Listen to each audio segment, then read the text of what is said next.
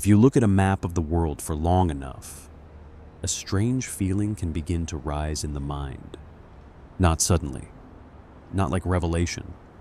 The western shoulder of Africa, the inward curve of South America, the faint suggestion that coastlines now divided by an ocean may once have belonged to one another, as if the planet had not always worn its continents in their present arrangement, but had broken them apart slowly, reluctantly, over spans of time too large for ordinary thought.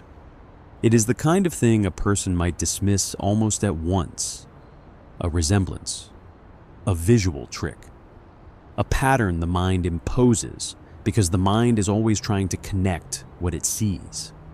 But some ideas become dangerous precisely because they begin in such a simple form. They start as something almost embarrassingly plain, something a child might notice with a finger on a globe. Tonight, we are following the life of a man who did not let that quiet disturbance fade. Alfred Wegener was not, at first, the kind of scientist from whom geology expected upheaval. He came from elsewhere, from meteorology, from the study of air and weather and polar cold. But perhaps that distance mattered. Perhaps it allowed him to look at the Earth not as a set of separate facts, but as a single shape trying to remember its earlier life. Or perhaps he was wrong in the most seductive way possible. That uncertainty will remain with us, because Wegener's theory of continental drift was not rejected simply because people were stubborn. Many of his critics had reasons, serious reasons. His idea was elegant. It was bold. It explained things that had long seemed scattered and disconnected, and yet the scientific world treated it as deeply flawed. So what does it mean to be right too early? What does it mean to carry a truth before you can fully prove it? Before the world has the tools to believe it? Before even those listening can decide whether they are hearing insight or error? This is not only the story of a theory, it is the story of a man who may have seen the earth more clearly than anyone around him, and who had to live, for much of his life, inside that uncertainty.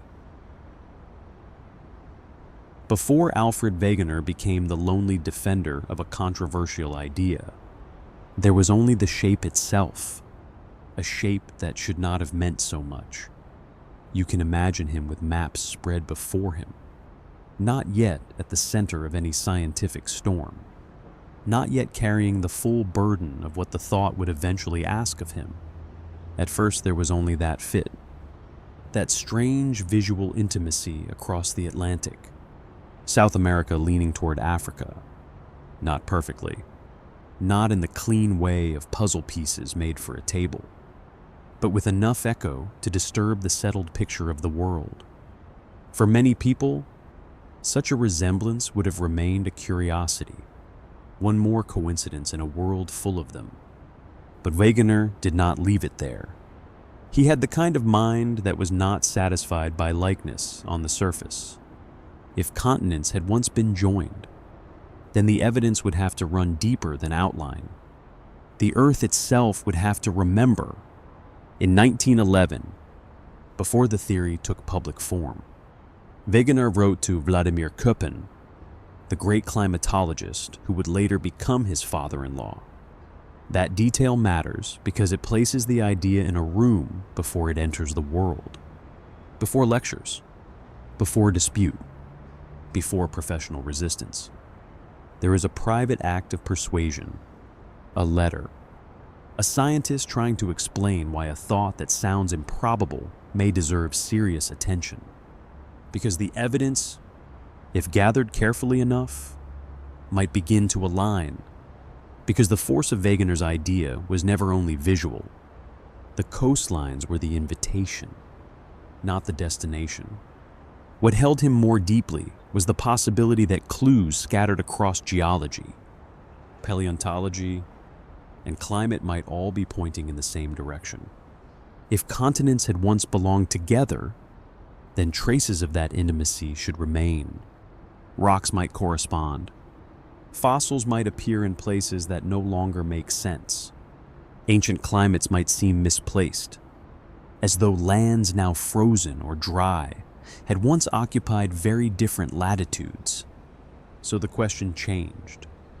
It was no longer only, do these shapes resemble one another? It became something larger and stranger. What if the planet had preserved evidence of a former arrangement? And what if human beings had mistaken stillness for permanence? Wegener was not simply staring at a map and daydreaming. He was beginning to suspect that one of Earth science's deep assumptions might be wrong. That continents and oceans had not always stood where they stand now. That the world beneath human history had a history of its own, more mobile and more restless than the scientific imagination of the time had comfortably allowed. And yet, the very simplicity of the intuition worked against him. Ideas that begin too visibly can seem unserious. If anyone could look at a map and notice the fit, then why had geology not already rearranged itself around that fact? Surely generations of capable scientists had seen the same Atlantic margins. Surely, if the implication were real, it would already have been absorbed, tested, accepted. It did not arrive in the language of obscure instruments or hidden calculations. It arrived as a simple shape that seemed almost rudely to ask whether the Earth had been understood as well as people believed. And because it asked so much while beginning with so little, it risked sounding naive, visionary, perhaps, but also naive. Wegener stood at the edge of that ambiguity from the start. He was approaching one of geology's quiet certainties from the outside.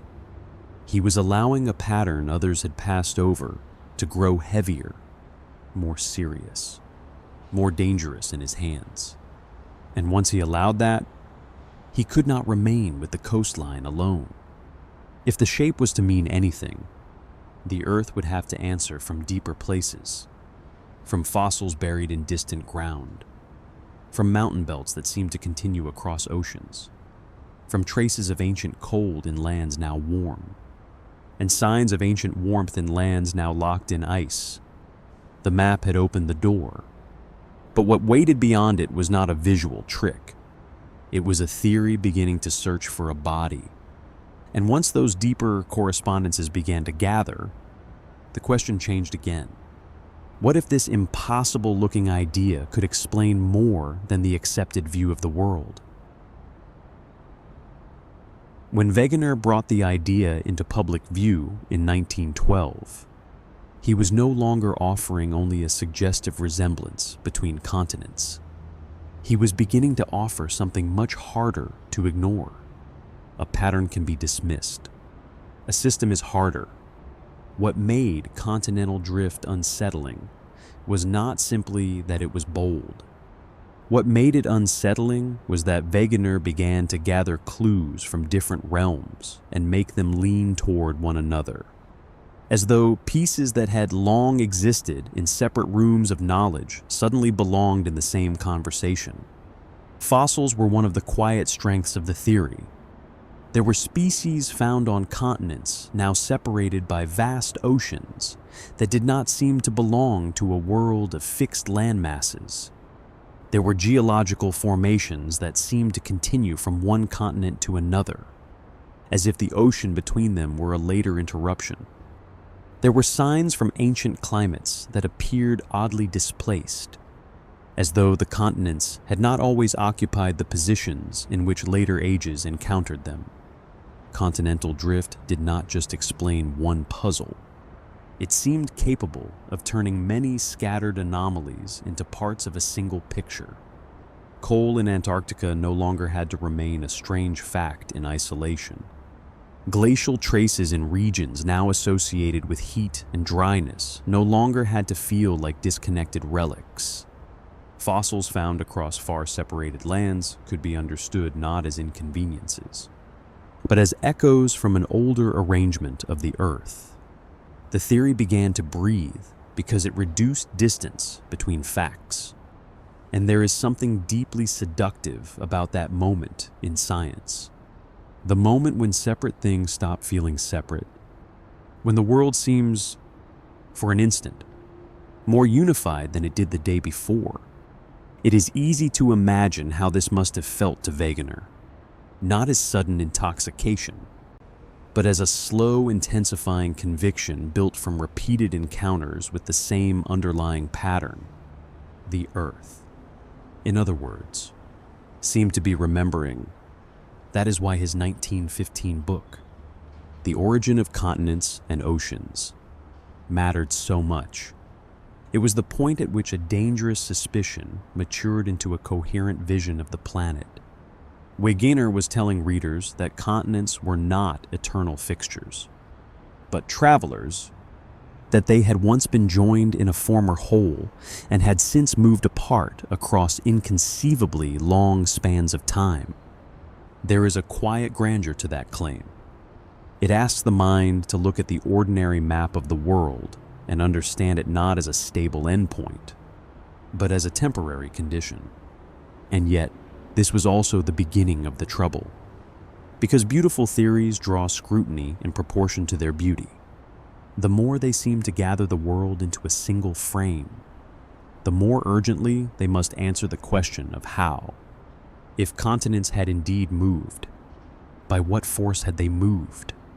What physical process could carry something so massive across the face of the earth? An idea could be suggestive.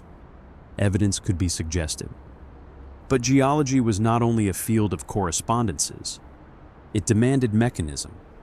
The more evidence Wegener gathered, the more exposed he became. Had he remained at the level of a curious resemblance, he might have been forgotten as a man with an interesting thought. But by turning continental drift into a genuine explanatory framework, he invited harsher judgment. He asked the scientific world not merely to admire his imagination, but to reconsider some of its deepest assumptions. And there is something painfully human in that position. We often imagine that evidence brings safety, but that is not always true. Sometimes evidence gives an idea enough life to survive, yet not enough force to win, enough coherence to attract belief, yet not enough completeness to silence doubt. That was the unstable ground beneath Wegener's feet. By now, the theory could no longer be dismissed as a visual whim. It had become too rich for that, too connected, too haunting in the way it made old geological oddities appear less random and more like fragments of a buried whole. And that is why the next question became so dangerous. Not, does this explain anything at all? But rather, if it explains so much, why can it not yet explain the one thing its critics will demand most? How, exactly, do continents move? That question did not destroy the beauty of the theory. It made the beauty more precarious. And once that happened, Wegener's position changed forever. He was no longer only the man who had noticed something strange about the world. He was the man who had dared to build a whole vision on it, and now had to live with the possibility that his deepest insight might fail on the very point where science could least afford vagueness. The evidence gathered, the vision sharpened. The earth seemed almost ready to speak in his favor. But there was one part of the argument that would not hold. The weakness at the center of Wegener's theory was not small. It lay at the point where vision had to become physics. If the continents had once been joined and had since drifted apart, then something had to move them. Something vast enough, steady enough, physical enough to carry land across the face of the planet. And here, the theory entered more dangerous ground. Wegener did offer possibilities. He imagined forces connected to the Earth's rotation, to tidal effects, to the restlessness of a planet in motion. But these explanations did not satisfy the people whose work lived closest to the mathematics of the Earth. To many geophysicists, they were not merely incomplete, they were inadequate. The forces he proposed seemed far too weak for the task. The picture of continents pushing through oceanic crust felt physically implausible. The vision was large, but the machinery beneath it seemed unable to bear its weight. Without this difficulty, Wegener could too easily become a simple martyr, the lonely man who saw the truth while lesser minds rejected it. But that was never the whole shape of things. His critics were not always narrow or timid. Some of them were guarding something real. Science does not ask only whether an idea feels illuminating. It asks whether the world, as understood through physics and evidence, can actually support it. The fossils still seemed persuasive. The matching geological structures did not vanish. The paleoclimate clues remained strangely beautiful in the way they aligned across enormous distances. Nothing in the evidence that had drawn Wegener toward drift simply disappeared because the mechanism faltered. That is what made the theory so difficult to kill cleanly. It continued to explain too much to feel trivial, yet failed at a point too important to feel secure. That is one of the lonelier states a thinker can occupy. To be wrong in an obvious way is almost a kind of relief. The world closes the case and moves on. But to be partly right, deeply right in one dimension and exposed in another, is much harder to endure. It leaves a person suspended, not vindicated, not dismissed, not free. And it left Wegener in precisely that place. The question haunting him by then was no longer only whether the continents had once belonged together. It was whether a truth can survive the absence of its missing piece. He had gathered signs that the continents were not fixed. He could feel the evidence drawing together. But he could not yet make the Earth move in a way that his critics found credible. That inability changed everything. By the early 1920s, the theory had begun to travel farther. War had delayed its wider circulation, but it did not remain confined. Revised editions appeared. Translations spread. More readers encountered the strange proposition that continents were wanderers rather than permanent fixtures. And the farther the theory traveled, the more sharply it met resistance. This was not only because drift threatened a single explanation, it threatened a whole settled mood of geological thought. Fixed continents and fixed ocean basins had provided a durable architecture. Wegener was asking scientists to imagine that architecture as temporary, historical, unstable. He was telling them, in effect, that the Earth had not always been arranged as geology had learned to describe it. Such an invitation can feel exhilarating from the outside. From within a discipline, it can feel like an assault. And Wegener, for all the brilliance of his synthesis, was vulnerable in another way as well. He was not formed in geology's inner house. He came from meteorology and polar research, from fields adjacent enough to seem relevant, yet distant enough to feel suspect. The same breadth that may have helped him see the Earth as a connected whole also made him easier to dismiss as a trespasser, a man from elsewhere, arriving with an idea too large for the field he was entering. So the problem of mechanism did not exist in isolation. It attached itself to a person, to his training, to the unease caused whenever an outsider seems to be rearranging a discipline's deepest furniture. By now, continental drift had become more than a theory under inspection. It had become a test of whether elegance without sufficient mechanics could survive in science. And the answer, for Wegener in his lifetime, was beginning to look grim.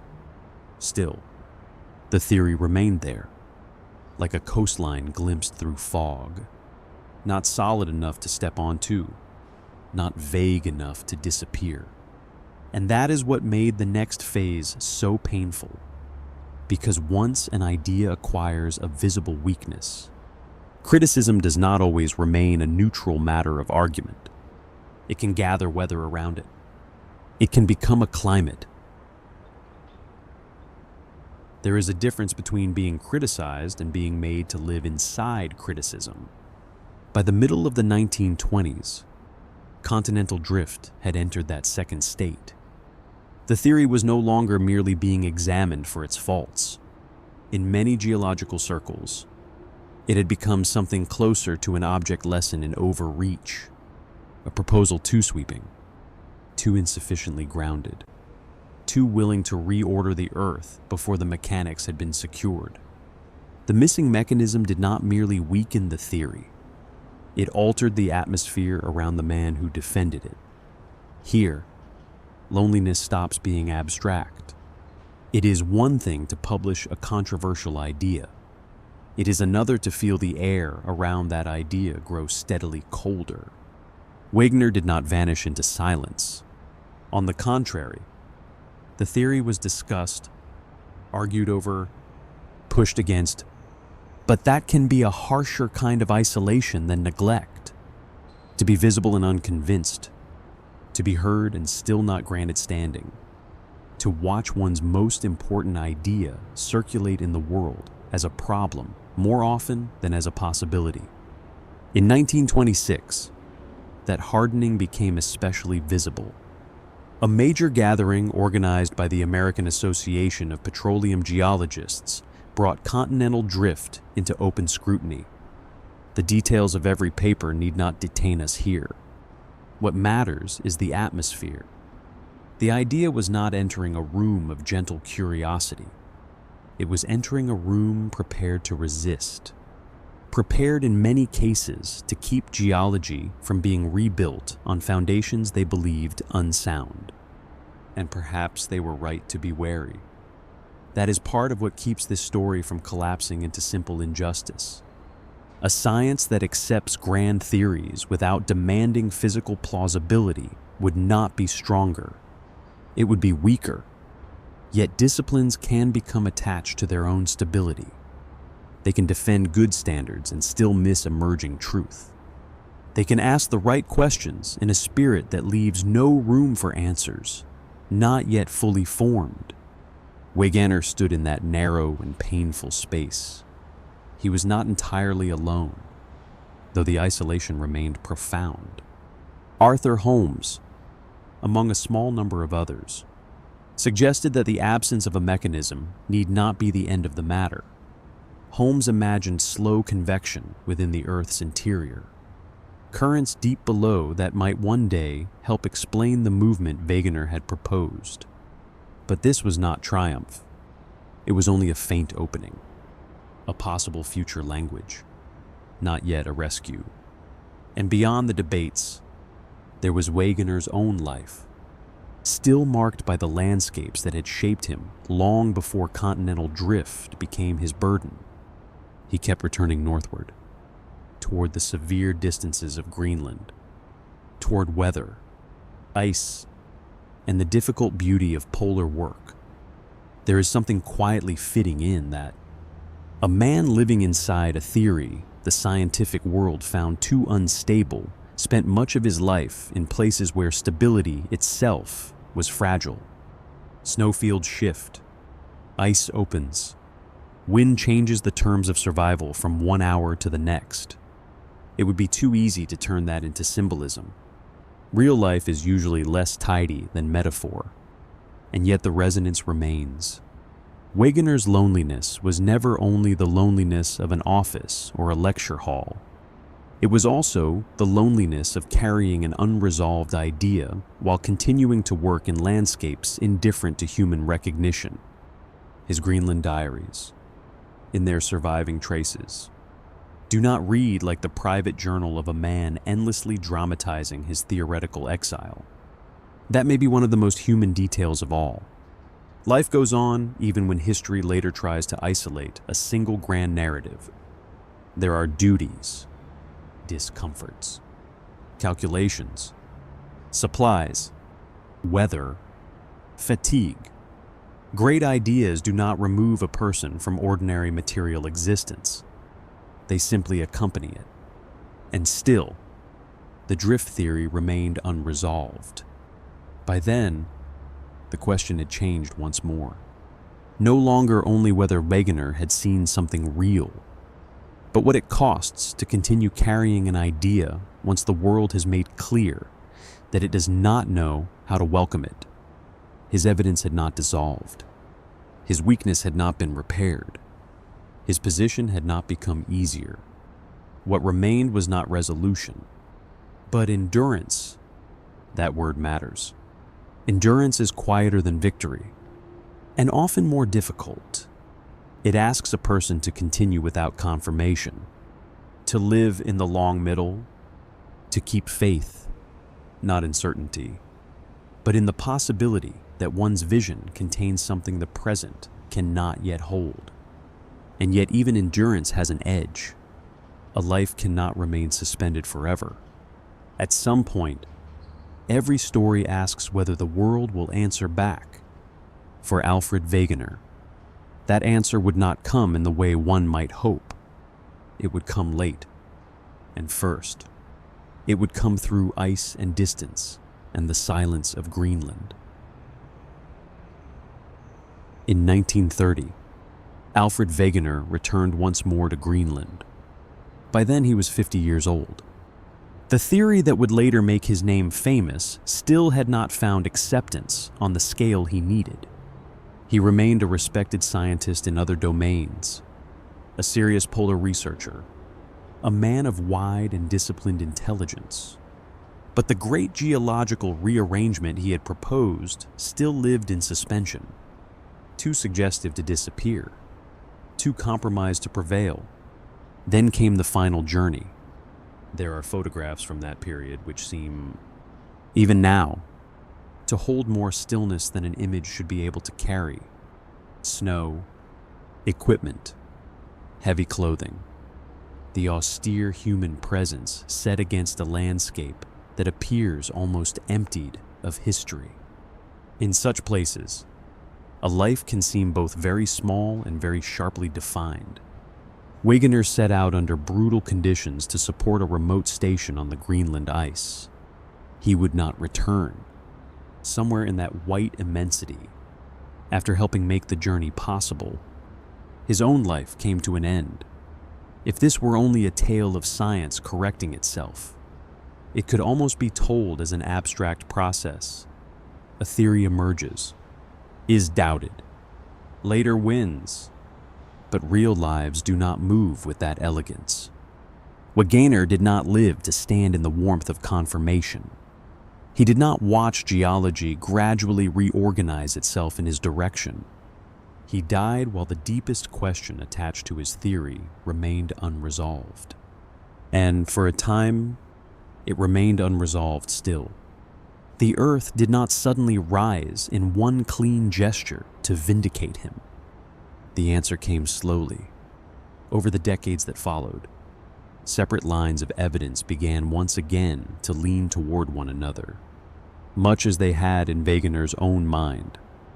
But now with new tools, new measurements, new ways of reading the planet. Paleomagnetism was one of these quiet revolutions. Rocks, in preserving traces of the Earth's magnetic field from the time they formed, seemed to carry memories of position and movement. The old assumption of fixed continents became harder to sustain.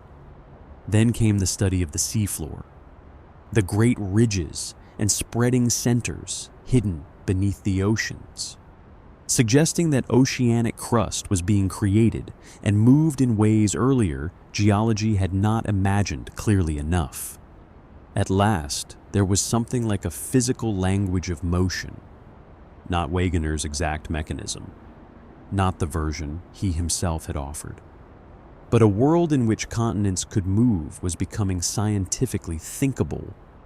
The Earth answered him, but not in his own words. And perhaps that is the deepest poignancy of the story. Wegener was broadly right about the restlessness of continents. about the former unity of lands now divided, about the need to imagine the Earth historically rather than as a static arrangement. But he was not right in every detail. The missing part had been real. The weakness had mattered. His critics, at least on that point, had not been foolish. Delayed vindication did not erase the incompleteness of his own formulation. It revealed that the incompleteness belonged to an earlier stage of understanding, not to the impossibility of the vision itself. So the question widens here.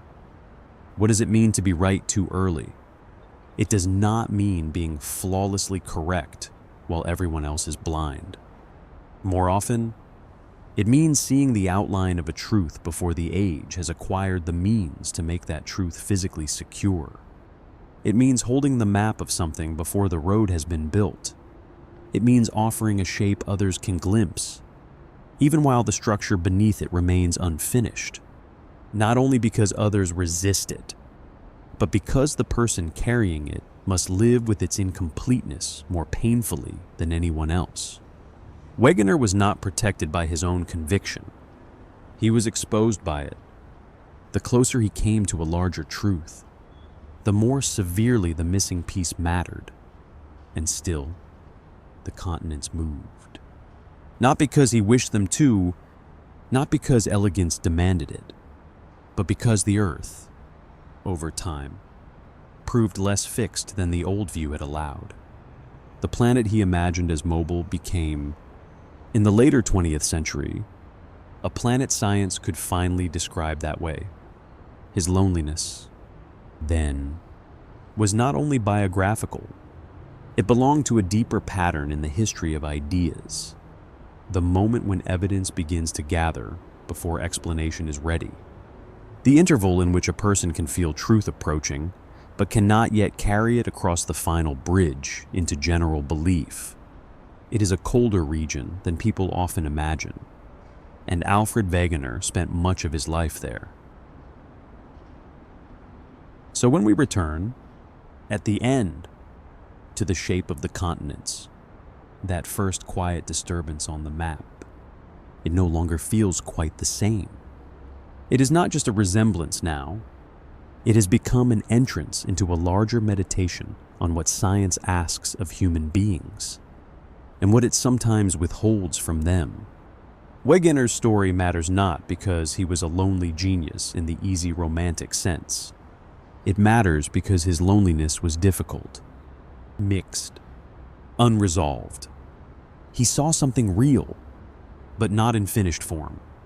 He gathered evidence that was powerful, yet could not answer every demand placed upon it. He lived in the painful territory where insight and insufficiency existed together, not only in science, perhaps, but in life more broadly. There are moments when a person senses a truth before they can fully explain it. Moments when the pattern is felt before the mechanism is known. Moments when understanding arrives first as unease, then as intuition, then as something that must endure a long season of incompletion. And maybe that is why Alfred Wegener's story lingers. Because beneath the geology, beneath the fossils and glaciers and drifting continents, there is something recognizable in it. The possibility that being early can look, for a long time, very much like being wrong. The possibility that clarity may come before proof, and that the distance between the two can define a life. Tonight, we have followed a man who may have seen the earth more clearly than many around him, and who still had to wait for the planet to answer in a language his own time could not yet hear. And perhaps that answer, arriving late and without him, leaves one final quiet thought. Truth does not always appear complete when it first enters the world. Sometimes it arrives as a shape, a resemblance, a slight disturbance in the mind, and then, slowly, over years or decades, the earth begins to remember out loud.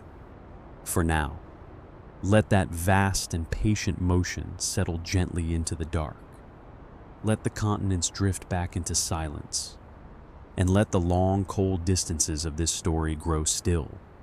Good night.